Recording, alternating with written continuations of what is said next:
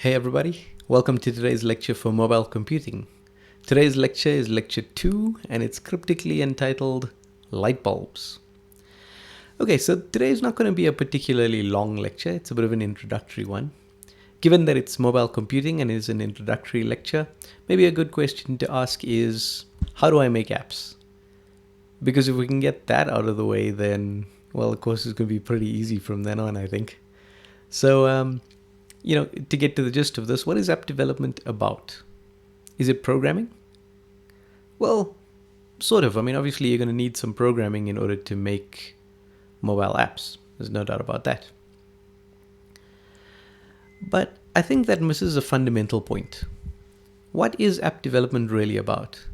It's about solving problems. So the question shouldn't really be, how do I make apps? It should be, why do I make apps? Right? What is the point of doing this? Why do I care about doing this? Okay. And that's a fundamental question around software development in general, right? So why do I write code? Why do I make software? These are important questions. How do I make software and how do I code? Those are easier questions, right? You spend a bit of time, you'll learn to code. Not particularly difficult. When it comes to mobile apps in particular, if you're asking the question, why should I make a mobile app?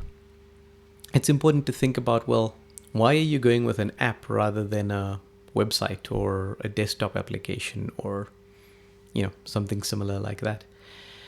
And an important characteristic here is that mobile apps have fundamentally different usage patterns and fundamentally different capabilities, right? So you'd make a mobile app because there's something special about mobile apps, right? Some characteristics are that, first of all, a mobile device is always on, both in terms of being powered on and the fact that the user always has it on them, right? This leads to just fundamentally different ways to interact with the device, okay? It's very different to use something like WhatsApp or to use the forums on Moodle, right? A major reason for that is that the mobile app, WhatsApp, will be on you at all times. When a question is posed or something, you'll immediately see it, and I'll immediately see it, and we can all interact, right?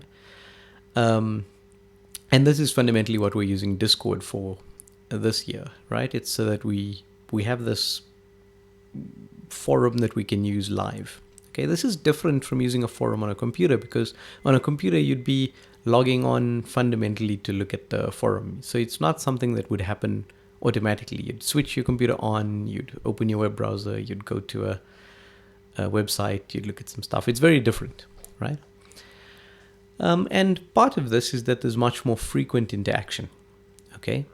Again, I guess during the pandemic it's quite different in that, like, we're at home and on our computers all the time, but in general, your phone is sort of something that you're using all the time, and your computer is something that you're using occasionally. Okay, and one of the drivers of this frequent interaction is notifications. So these notifications make you interact with your device.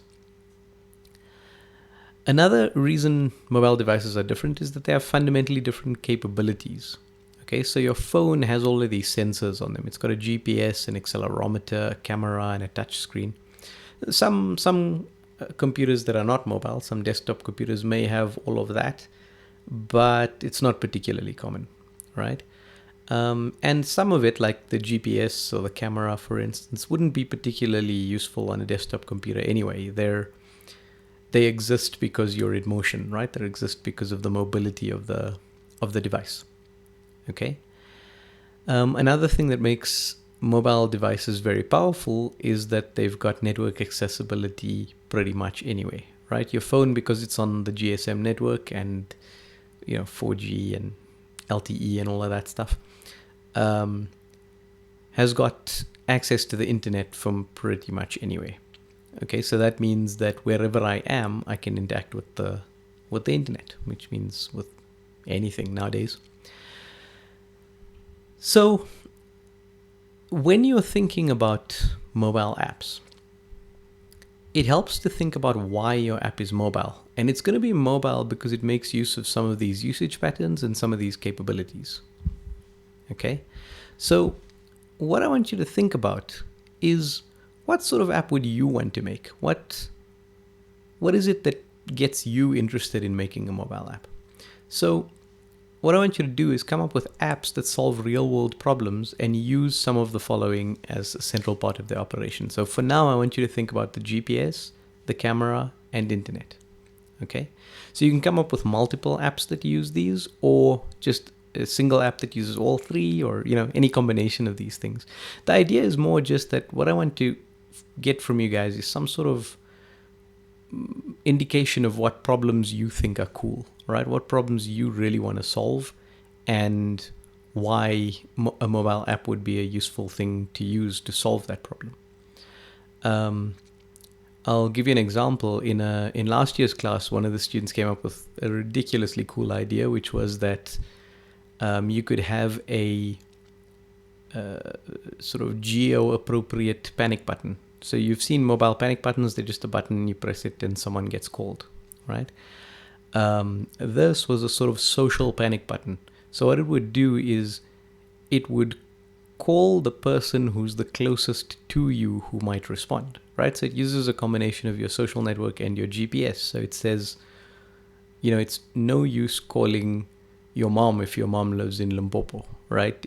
And you're in your adverts, right? It may be better to call your best friend who's just, down the hallway.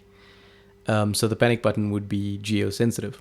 That's a really cool idea. It's like, it's someone who's concerned about safety and has decided that the problem of calling someone who's far away is a real problem and will mean that you're not going to get help. And so, this is a way to do it.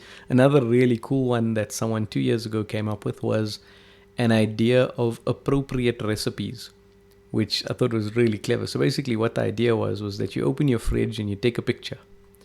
And then the app uses image processing or machine learning to figure out what ingredients you have in your fridge, and then gives you recipes that are based on the ingredients you have. I mean, that's genius. I love it. I mean, this is the kind of stuff that I love this class for, and I hope you guys are going to come up with some really cool ones. And how you're going to let me know is we're going to have a class discussion on Wednesday on Discord, just talking about these app ideas and cool ones that we can potentially come up with. I know some of you might be thinking you've got this world-beating idea and you don't really want to tell everyone about it. And as far as that goes, that's fine. It's really not a problem. What I would say is that you're going to come up with, hopefully, thousands and thousands of really cool ideas in your lifetime, and most of them are not going to see the light of day.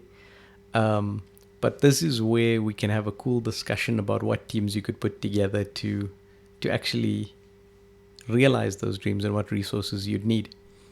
Something you learn as you go along is that, these problems of intellectual property and problems of who owns an idea and stuff, they're just not that important. The important thing is, can you solve a problem that people are facing, and can you get that to the people that are facing that problem so that they can make use of your solution? Okay, everything else is just a smokescreen.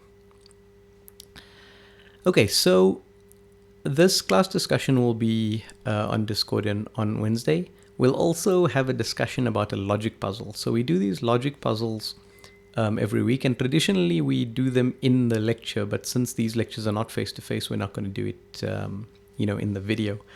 This is because I think discussing the solutions to these logic puzzles is where the power is, and so I prefer to do them during the lab time, which is when we'll do it.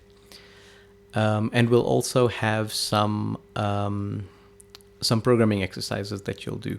Those programming exercises are kind of basic and in Java, but the plus side of that is that in the next lecture, which is about some characteristics of Java or some useful things about Java and some stuff just about why Java works the way it does, you'll have a much greater insight into it if you've done those exercises first.